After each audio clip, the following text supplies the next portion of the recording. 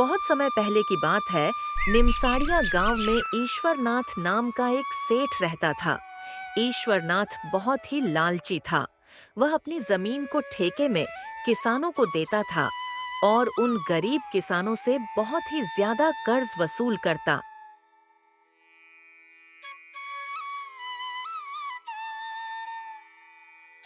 इन किसानों की भी क्या जिंदगी है, बस दिन भर काम करते रहते हैं और वो भी सिर्फ 2 वक्त की रोटी के लिए। और हमें देखो, हम सिर्फ आदेश देते हैं और यह किसान हमारे लिए काम करते हैं।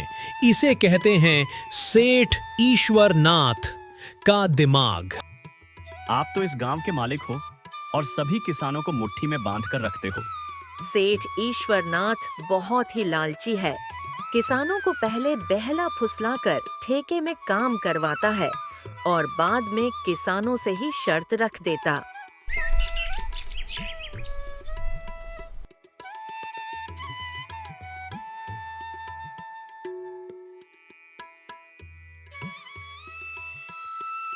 सेठ जी, मैंने सुना है कि आप किसानों को अपनी जमीन ठेके पर देते हो। हाँ भाई, मैं किसानों को अपनी जमीन ठेके पर देता हूँ। ठीक है सेठ जी, मुझे भी 1 साल के लिए आपका जमीन ठेके पर चाहिए। मेरा नाम सतीश है और मैं पास ही के गांव रैसलपुर में रहता हूँ।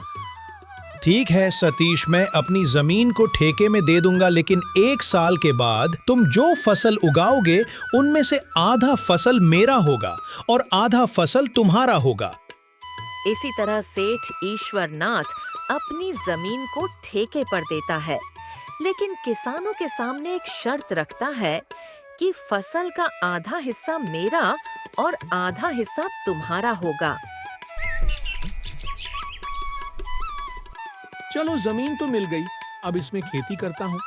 उम्मीद है इस साल अच्छी फसल होगी, पर मुझे बहुत मेहनत करना होगा, तभी मेरे हिस्से में कुछ बच पाएगा।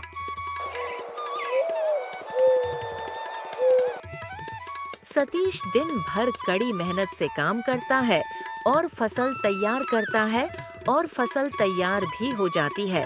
सतीश फसल की कटाई भी शुरू कर देता है। चलो भाई, इस साल तो बहुत ही अच्छी फसल हुई है।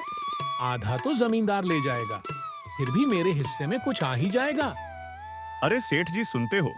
क्या आपको पता है, सतीश अपने फसल की कटाई कर रहा है। इस साल तो सतीश की फसल बहुत ही अच्छी हुई है। ऐसी बात है क्या? सतीश आज फसल की कटाई कर रहा है। चलो फिर चलकर देखते हैं। अरे सतीश, फसल की कटाई पूरा हो गई है क्या? हो गई है मालिक, इस बार मैंने गेहूं की फसल लगाई है। देख लो, बहुत ही अच्छी फसल हुई है। वो तो दिख ही रहा है मुझे। मेरा खेत ही उपजाऊ है, इसकी वजह से इतनी अच्छी फसल हुई है। नहीं मालिक, खेत भले ही उपजाऊ हो, लेकिन वहां मेहनत नहीं होगी तो फसल कैसे होगी? मैंने इस साल इस खेत पर बहुत मेहनत किया हूँ।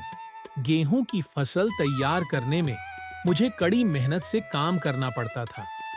इसकी वजह से इतनी अच्छी फसल हुई है। क्या बात कर रहे हो यार? खेत नहीं होगा तो तुम मेहनत कहाँ करोगे और कैसे मेहनत करोगे? ये खेत बहुत उपजाऊ है, इसलिए तुम यहाँ पर हो। इस तरह सतीश से शर्त लगाकर सेठ ईश्वरनाथ अच्छी फसल ले जाता है और खराब फसल सतीश को दे देता है। यह क्या?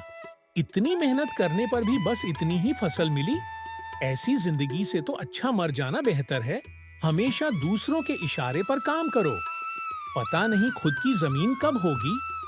सतीश इस तरह जैसे तैसे अपनी जिंदगी काटे जा रहा था। फिर एक दिन सतीश का बेटा हर्ष शहर से अपनी पढ़ाई खत्म करके अपने गांव रैसलपुर आता है और जब हर्ष गांव का नजारा देखता है तो हर्ष बहुत दुखी हो जाता है। पिताजी, क्या हुआ? हमारे गांव तो बहुत सूना सूना लग रहा है। सतीश हर्ष को सारी बातें बता देता है और गांव की सभी आपदा और गांव के जमींदार के बारे में भी बताता है कि किस तरह ईश्वरनाथ किसानों को धोखे में रखकर किसानों की जमीन को लूटता है। चलो, कोई बात नहीं पिताजी, दुखी मत हो। इस बार मैं खेती करूंगा। हर्ष ने सेठ ईश्वरनाथ को सबक सिखाने और सभी किसानों को इंसाफ दिलाने की प्रतिज्ञा ली। फिर एक दिन हर्ष सेठ ईश्वरनाथ जी के घर जाता है। सेठ जी, पिताजी की जगह इस बार मैं खेती करूंगा। मुझे ठेके में कोई भी एक जमीन चाहिए। अरे तुम जाओ, अभी तुम्हारे पास इतनी ताकत नहीं है बच्चे कि तुम खेती कर पाओ। नहीं सेठ जी, आप ऐसा मत बोलिए।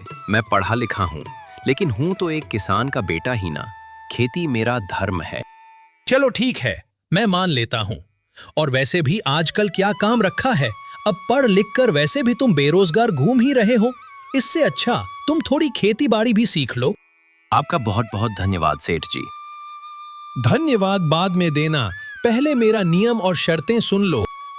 क्या शर्त है सेठ जी, आप बताएं। अरे ये लड़का तो नई नई खेती बाड़ी कर रहा है। चलो इस बार कोई नई शर्त बता देता हूँ। पिछले बार इसके बाप ने गेहूं की फसल लगाई थी, ये भी गेहूं की ही फसल लगाएगा। अब की बार मैं ये शर्त रख देता कि ऊपर का हिस्सा मेरा होगा और नीचे का हिस्सा इस लड़के का होगा। अच्छा हर्ष, तो सुन लो, शर्त ये है कि तुम जो भी फसल लगाओगे उसका आधा हिस्सा मैं रखूंगा और आधा हिस्सा तुम रखोगे, लेकिन ऊपर का हिस्सा मेरा होगा और नीचे का हिस्सा तुम्हारा होगा। बोलो, तुम्हें ये शर्त मंजूर है? ठीक है सेठ जी, मुझे मंजूर है। बिल्कुल ऐसा ही होगा जैसा आप चाहते हैं। फिर अगले ही दिन से हर्ष काम करना शुरू कर देता है। लेकिन हर्ष ने इस बार गेहूं के जगह मूली की फसल लगा दिया और मूली की फसल बहुत ही अच्छी होती है। अरे हर्ष, तुम्हें शर्त याद है ना कि आधा फसल मेरा और आधा फसल तुम्हारा? हाँ सेठ जी, मुझे सब कुछ अच्छे से याद है। आधा फसल मेरा और आधा फसल तुम्हारा। लेकिन आपने ये भी कहा था कि ऊपर का हिस्सा मेरा और नीचे का हिस्सा तुम्हारा। तो सेठ जी, आप ऊपर का हिस्सा ले जाएं और नीचे का हिस्सा छोड़ दीजिए। अरे सेठ जी, इस हर्ष ने तो चालाकी मार दी। यह गेहूं की फसल की जगह इस बार इसने मूली की फसल लगा दी। ये सच है क्या हर्ष कि तुमने इस बार गेहूं की जगह मूली की फसल लगाए हो? हाँ सेठ जी, गेहूं की फसल पिछले बार ही लगाई थी, पर फसल अच्छी नहीं हुई थी, ऐसा पिताजी बोल रहे थे। इसलिए मैंने इस बार मूली की फसल लगाई है। देखो ना, मूली की फसल कितनी सुंदर है सेठ जी। आप ऊपर का हिस्सा ले जाएं और नीचे का हिस्सा छोड़ दीजिए। अरे क्या करूं मैं इस घास फूस को लेकर? जब तुम सब मूली ले जा रहे हो तो ये घास फूस भी ले जाओ। आपकी ही शर्त है सेठ जी, और आप ही शर्त मानने को तैयार नहीं हैं। मैं इस बारे में कुछ नहीं जानता हूँ, और आप ऊपर का हिस्सा ले जाएं, मैं नीचे का हिस्सा ले जाऊंगा। इस तरह हर्ष ने चालाकी के साथ सेठ ईश्वरनाथ को मुंह तोड़ जवाब दिया और सभी मूली को लेकर घर आ गया और सभी घास फूस को सेठ के हिस्से में छोड़ दिया। पूरे गांव में आज तक आपके सामने किसी ने चालाकी दिखाने की हिम्मत नहीं की है, और यह कल का आया हुआ लड़का आपको बेवकूफ बना दिया। अरे वो क्या, बच्चा मुझे बेवकूफ बनाएगा? आने दो, इस बार तो उसको ऐसा सबक सिखाऊंगा कि वो हमेशा हमेशा के लिए याद रखेगा। फिर कुछ महीनों के बाद हर्ष दोबारा सेठ ईश्वरनाथ के घर जाता है। अरे लड़के, इस बार क्या चाहिए तुझे? ठेके पे जमीन चाहिए सेठ जी। फिर तो मेरा भी हिसाब सुन ले लड़के, इस बार कोई चालाकियां नहीं चलेगी। इस बार फसल का नीचे का भाग मेरा होगा और ऊपर का भाग तुम्हारा होगा। बोलो, क्या तुम्हें ये शर्त मंजूर है? बिल्कुल मंजूर है सेठ जी।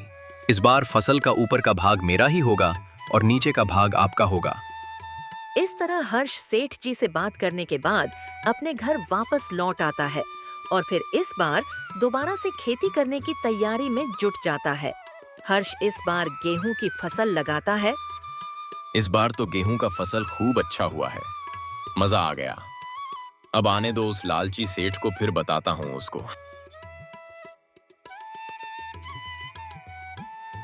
अरे ये क्या, इसने तो इस बार गेहूं की फसल लगा दी। ये लड़का हर्ष जितना मैं सोच रहा था उससे कई ज्यादा होशियार निकला। नमस्ते सेठ जी, कैसे हो आप?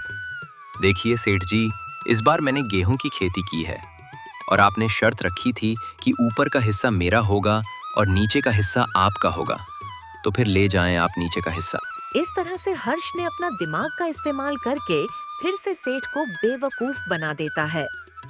अरे सेठ जी, उस छोटे से बच्चे का दिमाग तो देखिए। आप जैसे आदमी को भी अपनी बुद्धि के बल पर बेवकूफ बना दिया। तुम सही कह रहे हो भैरव, मैं उसको छोटा ही समझ रहा था, उसने तो मुझे बेवकूफ ही बना दिया। आने दो, दोबारा फिर उसको बताता हूँ। हर्ष ने गेहूं की कटाई की और सारी फसल को अपने घर ले आया। हर्ष और उसके पिता दोनों ही बहुत खुश थे। चलो आज सेठ जी के पास दोबारा मुलाकात करते हैं और इस साल भी ठेके में जमीन लेकर फसल लगाते हैं। देखते हैं सेठ इस बार क्या दिमाग लगाते हैं।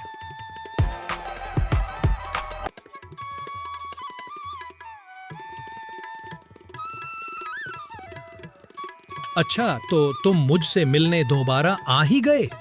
अब क्या खेल खेलना चाहते हो मेरे साथ? देखो बच्चे, ज्यादा होशियार बनने की कोशिश मत करना। मेरा भी नाम सेठ ईश्वर नाथ है। मेरे तो नाम में ही ईश्वर है। मुझसे ज्यादा चालाकी अब नहीं चलेगी।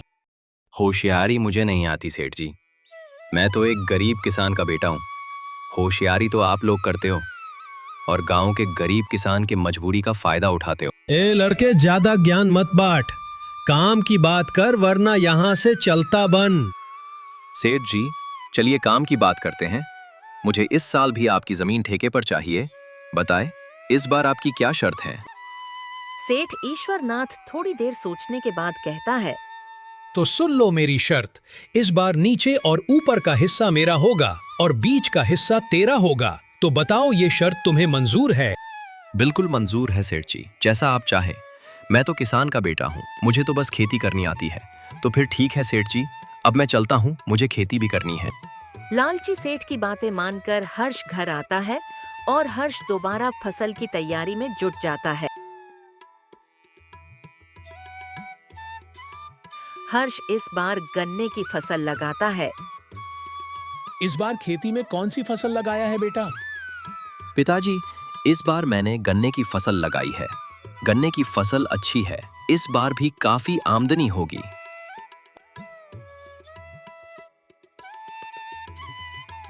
अरे सेठ जी, इस हर्ष का दिमाग चकरा जाएगा।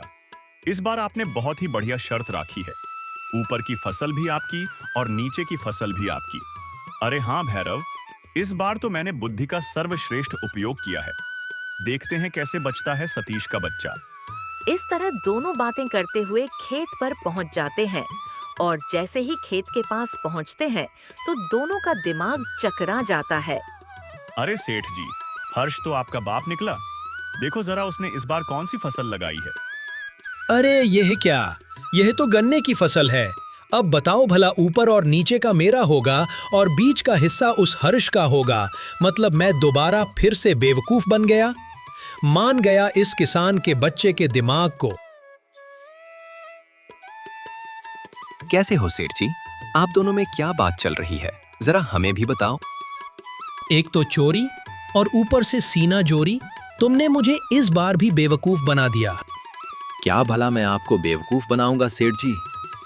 आप तो दुनिया को बेवकूफ बनाते हो।